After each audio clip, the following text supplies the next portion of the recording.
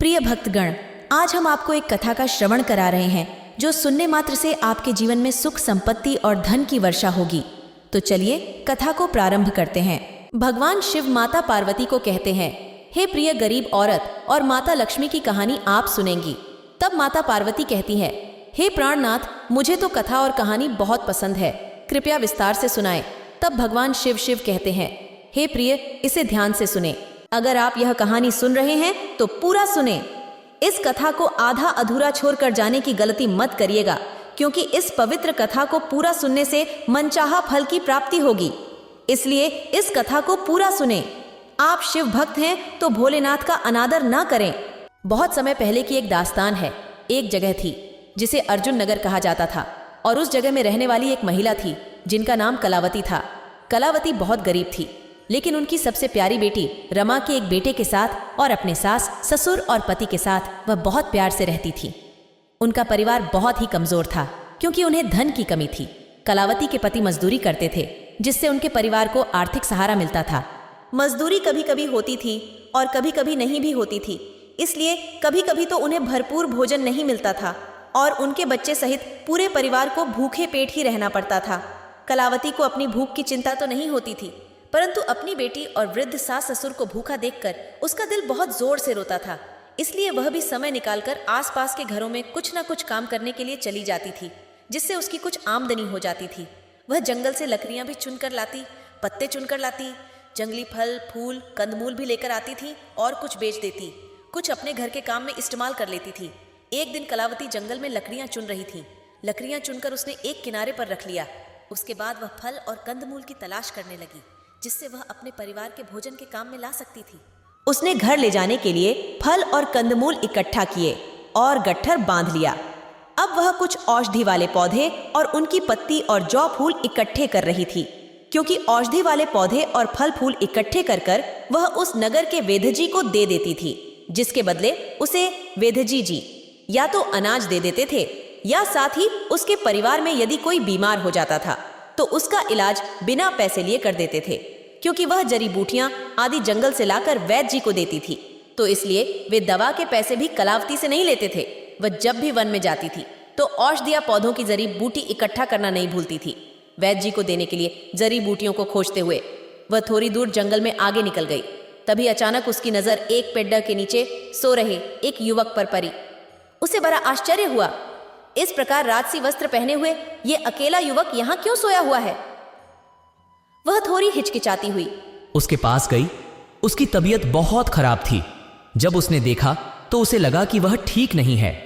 उसने कोशिश की उसे जगाने की, पर उसका जवाब नहीं मिला। फिर उसने उसे और जोर से हिलाया और पूछा, क्या हुआ भैया, तुम अकेले जंगल में ऐसे क्यों सो रहे हो? परंतु वह युवक अब भी उठा नहीं। इससे वह बहुत चिंतित हो गई। उसने युवक की सांस देखी तो सांस तो चल रही थी। युवक बेहोश था। उसको समझ में नहीं आ रहा था कि ऐसा कैसे हुआ। वह थोड़ी घबरा गई, लेकिन फिर उसने अपने पास चुनी हुई औषधियों की पत्ती का एक पत्ता निकाला, क्योंकि उसे थोड़ा ज्ञान था कि इससे शायद मदद हो सकती है। उसके आधार पर उसने एक पत्ता चुनकर निकाला और उसे अपने हाथ पर मसलकर उसका रस उस युवक के मुंह में डाल दिया। साथ ही पास में एक तालाब था, उसमें अपने आंचल को भिगोकर लाई और उसने पानी के छींटे उस व्यक्ति के चेहरे पर मारने लगी। अपने भीगे हुए आंचल से उसने उसके हाथ पांव को अच्छी तरह से सहलाया। थोड़ी देर बाद युवक ने आंखें खोल दी। कलावती को देखकर वह चौंक कर उठ बैठा और पूछा, आप कौन हैं? इतने घने जंगल में कहां से आई है? कलावती कहने लगी, वही तो मैं आपसे पूछना चाहती हूँ। आपके कपड़ों को देखकर मुझे ऐसा लग रहा है आप किसी बड़े परिवार के दीपक हैं, परंतु इस घने जंगल में इस तरह अकेले कैसे आए और आप यहाँ बेहोश कैसे पड़े हुए थे? ऐसा कैसे हुआ? क्या आपके साथ कुछ गलत हुआ है? कोई हादसा हुआ है? युवक ने कहा, मेरा नाम करण सिंह है। मैं अर्जुन नगर के राज्य का राजकुमार हूँ। मैं यहाँ भ्रमण और शिकार के लिए अपने दोस्तों के साथ आया था, परंतु मैं एक हिरण का पीछा कर रहा था और पीछा करते करते मैं रास्ता भटक गया। मेरे सभी साथी कहीं पीछे छूट गए। मुझे बहुत प्यास लगी थी। मैं पानी की तलाश में इधर उधर घूम रहा था। मेरा घोड़ा भी भूख प्यास से व्याकुल था, तो मैंने घोड़े को खाने के लिए कुछ पत्ते तोड़ कर दे दिए। मैंने एक जगह उसको बांध दिया और स्वयं पानी की तलाश में भटक रहा था। मुझे रास्ता नहीं मिल रहा था और पानी भी नहीं मिला। मेरे साथी भी कहीं दूर छूट गए। शायद वह भी मुझे खोज रहे होंगे, और इसी प्रकार भटकते भटकते मैं जाने कब गिर गया। मुझे इस बारे में कुछ पता ही नहीं चला। मेरा घोड़ा कहाँ है और मेरे साथी मित्र कहाँ हैं, यह भी मुझे नहीं पता। परंतु मैं यदि बेहोश था तो होश में कैसे आया? कलावती ने कहा कि मैं यहाँ कुछ औषधि के पत्ते इकट्ठा करते करते आई थी, जो मैं वैद्य जी को देती हूँ। वैद्य जी की कृपा से मुझे थोड़ा बहुत औषधियों का ज्ञान हो गया है, इसलिए मैंने आपको बेहोश देखकर एक औषधि के पत्ते को मसलकर आपके मुंह में डाला था, क्योंकि आप बेहोश थे। और फिर सरोवर भी पास ही था। वहां से पानी लाकर आपके ऊपर छींटा मारा और आपके हाथ पैरों को भीगे हुए आंचल से सहलाया। तब आप होश में आ गए। मुझे खुशी है कि मेरे देश के राजकुमार के लिए मैं कुछ कर पाई। मैं आपके देश की ही हूँ। करण सिंह ने कहा, मैं जानता हूँ। क्या मैं आपको माँ कह सकता हूँ? मेरी माँ जिस तरह से मेरी सेवा करती है, आपने बिल्कुल उसी तरह मेरी सेवा की है, उसी तरह से मेरी चिंता की है। मेरी सेवा और चिंता करने के कारण आप मेरे लिए माँ समान हैं, मेरे लिए पूजनीय हैं। आपके कारण ही मैं स्वस्थ हो पाया हूँ, इसलिए मुझे अनुमति दीजिए कि मैं आपको माँ कह सकूँ। कलावती बोली, भला मैं किसी योग्य हूँ? मैं तो एक साधारित सी मजदूर गरीब महिला हूँ। यदि आप राजकुमार मुझे माँ कहेंगे तो ये तो मेरे लिए बहुत ही सौभाग्य की बात होगी। कलावती ने जो राजकुमार से कहा, परंतु आपके लिए तो ये ठीक नहीं होगा। अगर आप मुझ गरीब मजदूर महिला को माँ कहेंगे तो आपकी जग में हंसा ही हो जाएगी। यदि आप गरीब मजदूर महिला को माँ कहेंगे तो आपको बड़ी बड़ी परेशानियां झेलनी पड़ सकती है। करण सिंह कहने लगा, नहीं, माँ तो सिर्फ माँ होती है, वह गरीब नहीं होती, वह कभी गरीब हो ही नहीं सकती। इसलिए मैं आपको माँ ही कहूंगा। क्या आप मुझे बाहर निकलने का रास्ता दिखा सकती हैं? कलावती बोली, क्यों नहीं, पहले आपके घोड़े को तलाश कर ले। मैं आपके घोड़े को तलाश करके अभी आती हूँ। करण सिंह कहने लगा, मैं भी आपके साथ चलता हूँ। हम दोनों मिलकर आसानी से घोड़े को ढूंढ लेंगे, क्योंकि मुझे कुछ अंदाजा है कि मैंने अपने घोड़े को कहाँ बांधा था। कलावती और करण सिंह दोनों मिलकर घोड़े की तलाश करने लगे। कुछ दूर चलने के बाद उन्हें घोड़े की मिनमिनाहट की आवाज सुनाई दी। आवाज की दिशा में जब वे दोनों पहुंचे तो उन्हें घोड़ा वहीं बंधा हुआ दिख गया। वह भी बेचैन था, भूख प्यास से व्याकुल था। करण सिंह ने उसे खोला और कलावती उन्हें सरोवर तक उसे लेकर गई और घोड़े को पानी पिलाया और खुद भी पानी पिया। और करण सिंह ने भी फिर पैर के कुछ ताजे पत्ते तोड़कर करण सिंह ने अपने घोड़े को खाने के लिए दिए। इसके बाद वे जंगल से बाहर निकलने के लिए रास्ता निकालने लगे। करण सिंह बोला, माँ, आप इस घोड़े पर बैठ जाइए और आप हमें रास्ता दिखाइए, हम जंगल के बाहर निकल जाएंगे। कलावती ने कहा, राजकुमार, मैं यहाँ लकड़ियाँ, कंदमूल और औषधि के पत्ते इकट्ठा कर रही हूँ, जो पेड़ अड्डा के पास है। इन्हें भी लेकर जाना है। आप घोड़े पर बैठे रहिए, मैं इन सामग्रियों को लेकर रास्ते में चलती हूँ। आप मेरे पीछे आइए, हम जल्दी ही जंगल से बाहर निकलेंगे। करण सिंह ने उसके बताए रास्ते पर चलना शुरू किया, क्योंकि वह घोड़े पर बैठी हुई थी, जहाँ कलावती ने लकड़ियों और कंदमूल फलों को इकट्ठा किया था। राजकुमार ने वहां पहुंचने पर उसने पूछा, माँ, इतनी सामग्री लेकर आप पैदल कैसे जा सकती है? कलावती ने हंसते हुए कहा, आप और मैं इन सारी सामग्रियों को घोड़े पर रख लेते हैं और हम दोनों पैदल चलते हैं। कलावती के बहुत समझाने पर भी करण सिंह माना गया और वह घोड़े से उतरी और सारी लकड़ियां, फल, कंदमूल की गठरी को घोड़े पर रख दिया और स्वयं घोड़े की नाल पकड़कर कलावती के साथ साथ चलने लगा। कलावती और करण सिंह दोनों साथ साथ चलते चलते जंगल से बाहर निकल आए और बाहर निकलकर नगर की सीमा में प्रवेश कर गए और वहां भी वो पैदल चलते हुए आगे बढ़ते रहे। कलावती राजकुमार से कहने लगी, आप नगर की सीमा में प्रवेश कर चुके हैं। राजकुमार, यहाँ से आपको राजमहल का रास्ता पता होगा ही। अब आपको जाने में कोई परेशानी नहीं होगी। करण सिंह ने कहा, हाँ, मुझे जाने में कोई परेशानी नहीं होगी, लेकिन मैं आपको आपके घर तक के बाद ही जाऊंगा। कलावती ने कहा, राजकुमार, मैं तो अपने घर जा सकती हूँ। करण सिंह नहीं माना कि इतना अधिक सामान है, इसे आप कैसे ले जा सकती है, इसलिए मैं बिना आपको आपके घर छोड़े नहीं जाऊंगा। राजकुमार ने जिद की। कलावती ने स्वीकार किया और फिर राजकुमार उसके साथ चलते चलते उसके घर तक पहुंच गया। आसपास के लोग सभी हैरान और नगरवासी बड़े आश्चर्यचकित थे, क्योंकि राजकुमार जो राजसी वस्त्र पहने हुए है वह कलावती जैसी महिला के साथ क्यों पैदल चल रहा है। उन्हें यह समझने में बहुत आश्चर्य हो रहा था कि ऐसा क्यों हो रहा है कि राजकुमार उस कलावती के साथ है, परंतु किसी ने भी कुछ पूछने का साहस नहीं किया। अपने घर पहुंचकर कलावती ने राजकुमार को बैठने के लिए आसन दिया। राजकुमार कहने लगा, माँ, आप घर पहुंच गई हैं, अब हमें जाने की आज्ञा दें। कलावती कहने लगी, ऐसे कैसे हो सकता है राजकुमार, आप मेरे घर तक आए और बिना कुछ खिलाए आपको कैसे जाने दूं? आपकी सेवा करना तो मेरा धर्म है, भला मैं ऐसे कैसे कर सकती हूँ कि आपको बिना कुछ खिलाए भेज दूं? आप राजकुमार हैं, परंतु मेरे फर्ज है, आज के लिए आप हमारे मेहमान हैं, और अतिथि को बिना सत्कार किए वापस भेजना हमारी परंपरा के विरुद्ध है। वैसे ही जब तुमने मुझसे माँ कहा तो मुझे पता चला कि तुमने बहुत समय से कुछ भी नहीं खाया है। तुमने वन में भी सिर्फ सरोवर का पानी पिया था, कुछ खाया नहीं था, तो मैं तुम्हें खाए पिला सकती हूँ। इस बार राजकुमार कलावती माँ के प्यार और जिद के सामने नतमस्तक हो गया। कलावती की बेटी ने पानी देकर उनके हाथ धुलवाए और फिर बैठाकर वन से लाए गए फल राजकुमार को भोग लगाने के लिए दे दिए। कलावती बोली, राजकुमार, जब तक आप इसे ग्रहण करें तब तक मैं भोजन तैयार करती हूँ। राजकुमार कलावती की बेटी रमा को देखकर मन ही मन उसे पसंद करने लगा। रमा भी राजकुमार की सुंदरता पर मोहित हो गई। राजकुमार भूखे भी थे और राजकुमार ने फल खाना आरंभ कर दिया। कलावती और उनकी लड़की झटपट भोजन तैयार करने में लग गई।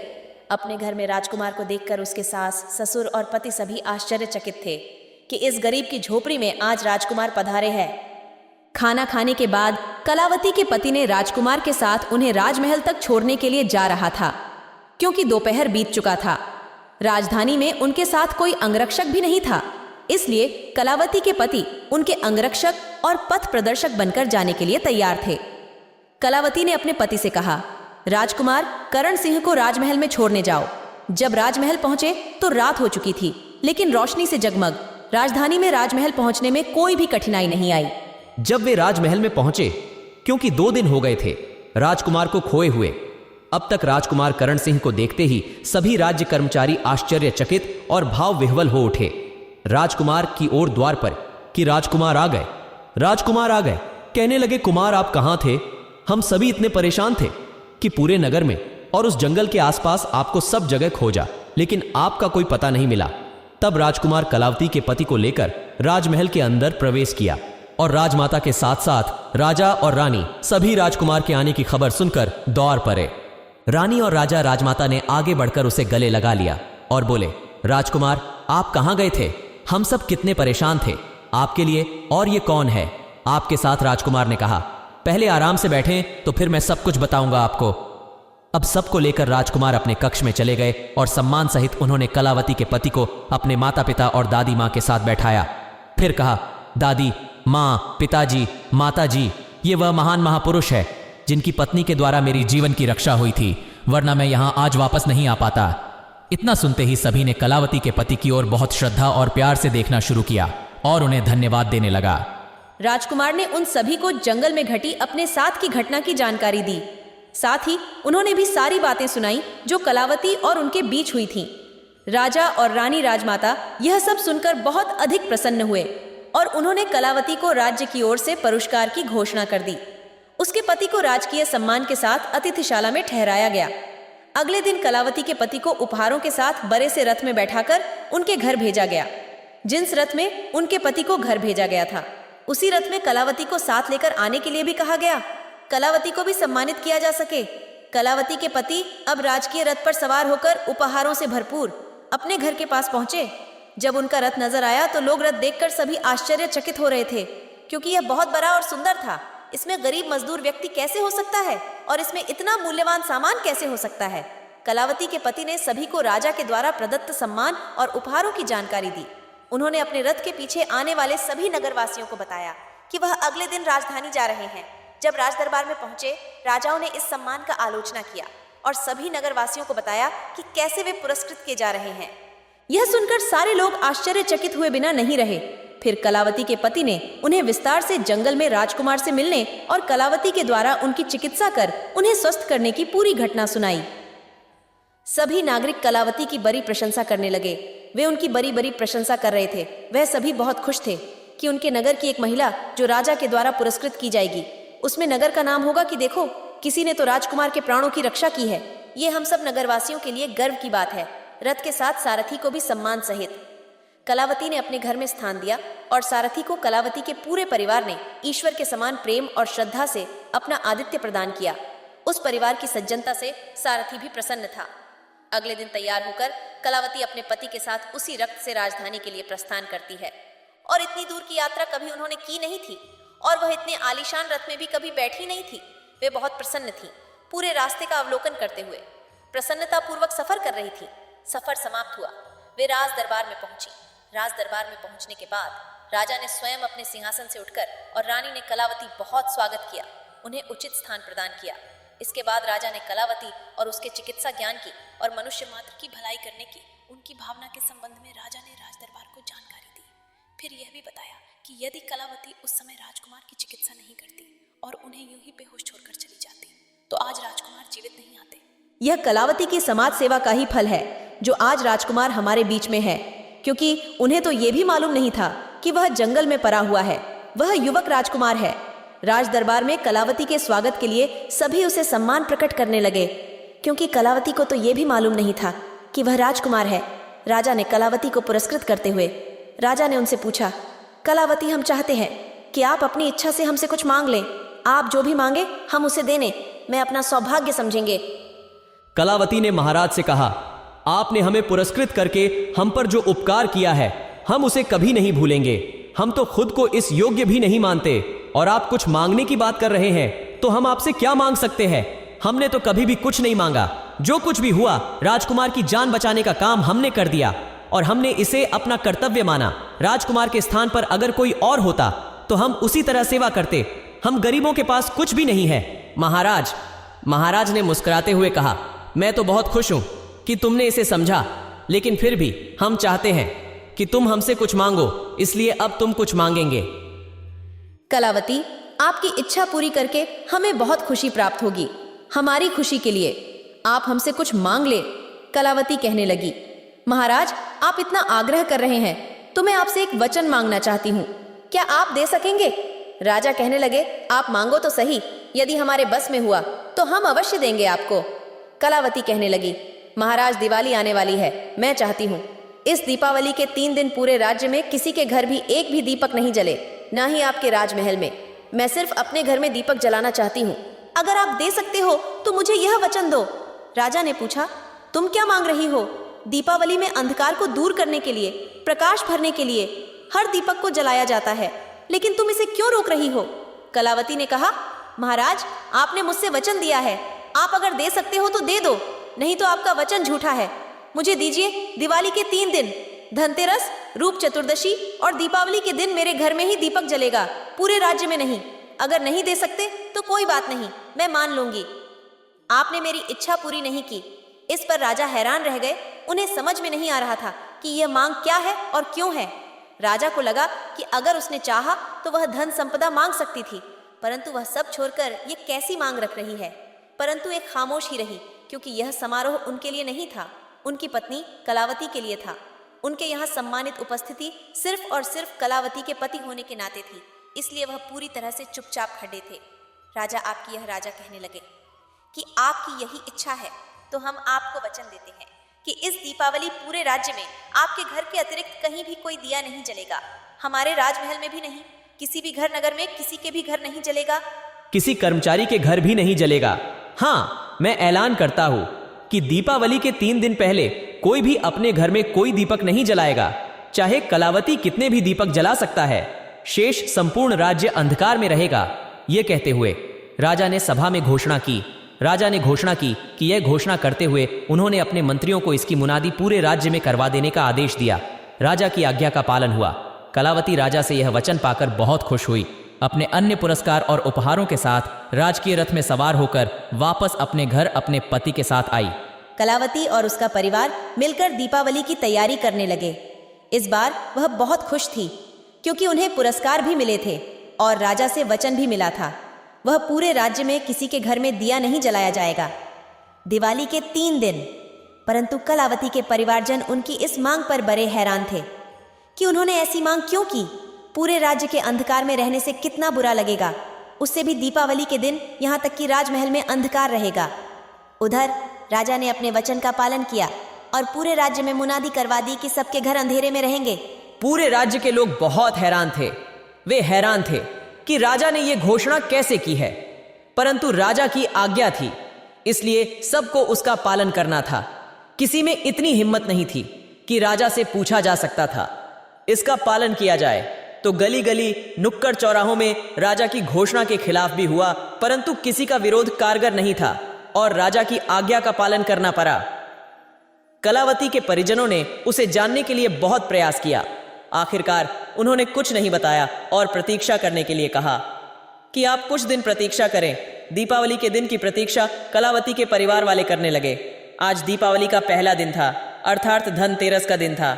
दिन भर तो राज्य में बहुत रौनक रही, परंतु शाम होते ही सारा रौनक समाप्त हो गई, क्योंकि पूरे क्षेत्र में रोशनी किसी को करने का ऐलान नहीं था। एक भी दीपक जलाना नहीं था, क्योंकि राजा की आज्ञा थी। इसलिए सभी दुकानों से लेकर हर घर, मकान, सब कुछ बंद था। सभी के कमरे अंधेरा था। कलावती के घर के अंदर बाहर सभी तरफ दिए जल रहे थे। जग रोशनी चमक रही थी। कलावती अपने घर में थी। शाम हुई, फिर थोड़ी देर में रात हो गई। रात भी बढ़ने लगी। अचानक कलावती के दरवाजे पर छम छम की आवाज आई और दरवाजा खटखटाया गया। कलावती की सासू माँ ने दरवाजा खोलने की कोशिश की, तब वह जाने लगी। हाथ पकड़कर कलावती ने उसे रोक दिया और भीतर से पूछा, कौन है? बाहर से आवाज आई, मैं लक्ष्मी हूँ, दरवाजा खोलो, मुझे अंदर आने दो, मैं तुम्हारे घर में आना चाहती हूँ। कलावती ने पूछा, बेटी बनकर आई हो या बहू बनकर? बाहर से आवाज आई और उसने कहा, मैं बेटी बनकर आई हूँ। तब कलावती ने कहा, तो वापस चली जाओ, यदि तुम बहू बनकर आओगी तो ही हम मिलेंगे। बाद में शांति छा गई। इसके बाद कलावती के घर में खुशी खुशी शुरू हो गई और उनकी सास, ससुर और पति और उसकी बेटी और बेटे ने उससे सवाल करना शुरू किया, इस बात का मतलब क्या है?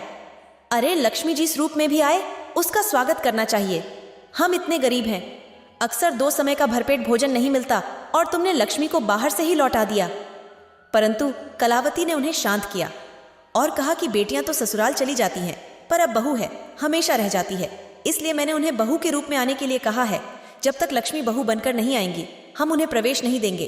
कलावती के कहने पर अब सभी शांत हो गए और उनके क्रियाकलाप को देखने के लिए तैयार हो गए। परंतु उनकी सासू माँ को अब भी मन ही मन में कुछ शंका थी। इसलिए उन्होंने पूछा, यदि बहू बनकर नहीं आई तो? कलावती सोचने लगी, सोचेंगे तब की तब, अभी तो 2 दिन और बाकी है। बस आप शांत रहिए, आप बीच में मत बोलिएगा। दिन भर आप लोगों को जो करना वह करिए, परंतु शाम होने के बाद कोई भी घर से बाहर जाने के लिए दरवाजा नहीं खोले। मैं खोलूंगी तभी दरवाजा खुलेगा। तभी सबने उसकी बात मान ली और सब शांत हो गई। कलावती के क्रियाकलापों को देखने के लिए तैयार हो गए। अब तक पूरा दिन बहुत हर्ष भरा रहा। दिन भर गतिविधियों में बहुत चहल पहल थी। संध्या के समय भी बहुत शांति थी। पूरे नगर में अच्छा महसूस हो रहा था।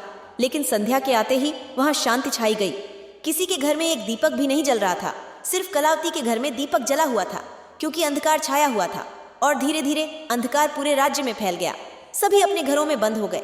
सभी लोग रात्रि का भोजन संध्या से पहले ही कर लेते थे, क्योंकि रात के अंधेरे में भोजन कैसे करें? खाना पकाना बिल्कुल भी संभावना नहीं थी अंधेरे में। इसलिए सभी ने रात के समय अपने अपने कामों को सूरज के प्रकाश में कर लिया और अपने घरों में बंद हो गए। कलावती का घर एक बार फिर से उजाला भरा हुआ था। दीपक चमक रहे थे और इसी चमक में दृष्टि आकर्षित हो रही थी। आज फिर पायल की आवाज के साथ दरवाजा खटखटाया गया, लेकिन इस बार कलावती और उसके परिवार ने किसी से मिलने या दरवाजा खोलने का प्रयास नहीं किया। कलावती बंद दरवाजे के पास बैठी थी। उसने पूछा, कौन? बाहर से आवाज आई, मैं लक्ष्मी हूँ, दरवाजा खोलो, मैं अंदर आना चाहती हूँ। कलावती कहने लगी, बहू बनकर आई हो या बेटी बनकर? बाहर से पुनः आवाज, मैं तुम्हारे प्यारी प्यारी बेटी बनकर रहूंगी, मुझे बेटी बनाकर रखना। कलावती कहने लगी, नहीं, तुम वापस जाओ। यदि बहू बनकर आओगे तभी तुम्हें प्रवेश मिलेंगे मेरे घर में, नहीं तो मैं तुम्हें नहीं आने दूंगी। और बाहर से आती आवाज पुणे बंद हो गई। आज कलावती से किसी ने कोई प्रश्न नहीं पूछा, ना ही कलावती से किसी ने कोई प्रश्न नहीं किया। अगला दिन दीपावली का था। राज्य में सब लोगों ने उनके समय में पूजा उपासना कर ली थी, भोजन कर लिया था, और जिसका छूटा उनका तो रह ही गया, क्योंकि अंधेरे में कोई कैसे भोजन करता। अब संध्या होने के बाद पूरे नगर में अंधेरा छा गया।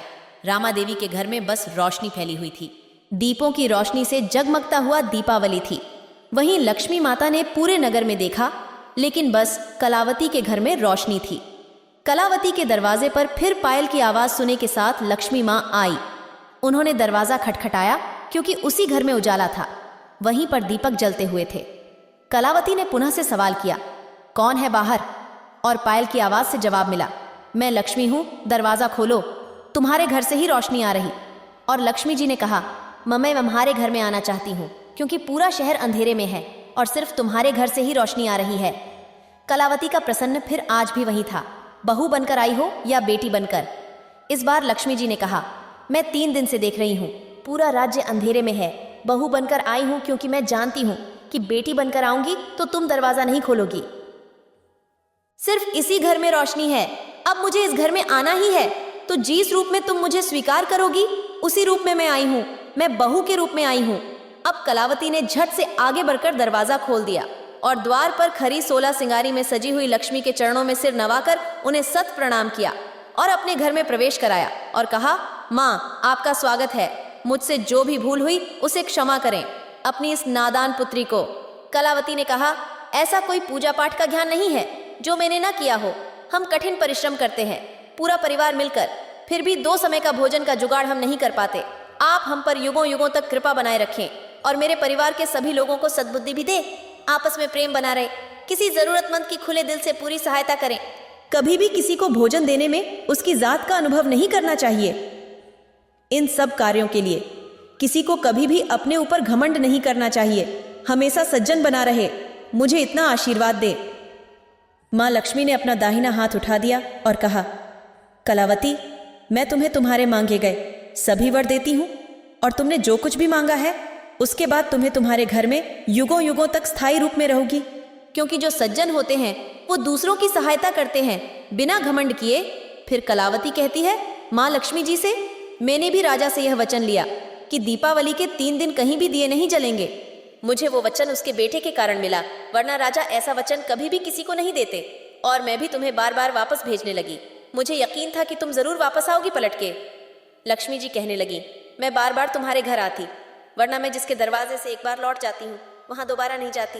मैं प्रसन्न हूँ पुत्री, तुम्हारे कारण तुम्हारा परिवार ही नहीं पूरा राज्य सुखी रहेगा। माँ लक्ष्मी का वरदान पाकर कलावती और उनका परिवार सुखी और संपन्न हो गया। उस कलावती का पूरा परिवार अब बहुत प्रसन्न था। सभी ने माता लक्ष्मी की पूजा अर्चना की और अपने पूरे राज्य के लिए तथा जनता के लिए मंगल कामनाएं की। और वहां राजमहल में राजकुमार ने अपनी इच्छा राजा को बताई कि वे कलावती की पुत्री रमा से विवाह करना चाहता है। तब राजा ने भी हामी भर दी और अगले दिन राजा रमा के घर रिश्ता लेकर चले गए। इस पर कलावती बहुत खुश हुई कि राजकुमार उसकी बेटी रमा से शादी करना चाहता है। अब राजकुमार और रमा की शादी हो गई। रमा भी महारानी बन चुकी थी। अब रमा को भी किसी प्रकार की कोई कमी नहीं थी। खुशी से उनके दिन बीतने लगे। घर में किसी प्रकार की कमी नहीं रही। खुशियों में वे सब अपना जीवन व्यतीत करने लगे। इस प्रकार लक्ष्मी माता जैसे कि कलावती के घर में विराजमान हुई है और जो इस कथा को सुन रहे हैं उनके घर में भी विराजना होगी। बोलो राधे राधे। इस वीडियो को बोलते समय कोई त्रुटि हो तो मैं क्षमा चाहती हूँ। उम्मीद है आप सभी को ये वीडियो अच्छी लगी होगी। अगर आप शिव के सच्चे भक्त हैं तो चैनल को सब्सक्राइब और वीडियो को लाइक करके कमेंट में हर हर महादेव लिख दीजिए।